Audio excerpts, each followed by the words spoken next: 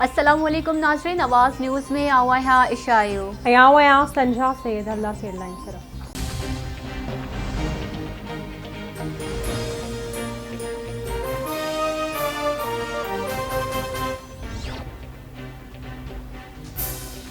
खैबर पख्तूनख्वा जे इलाइक़े बनून में CTD कंपाउंड में समूरा दहशतगर्द मारिया विया आहिनि।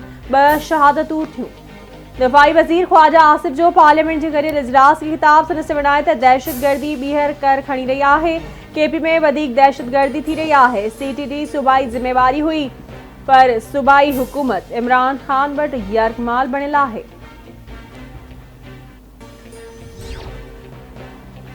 अॻूणे सदर आसिफ अली ज़रदारी जा राब्ता तेज़। पंजाब जी वॾी वज़ारत PP खे ॾियण जो इम्कान। आसिफ अली ज़रदारी जी मुस्लिम लीग काफ जे सरबराह चौधरी शुजात हुसैन सां ॿीहर अहम मुलाक़ात। एतमादी वोट ऐं बेतमादी रिथ ते हतमी मुशावरत कई वई। तमामु जल्द पंजाब में असांजो वॾो वज़ीर हूंदो। अॻवाणनि में इतफ़ाक़। मुलाक़ात दौरान ॿिन्ही अॻवाणनि जो वज़ीर आज़म शहबाज शरीफ सां बि फ़ोन ते राब्तो।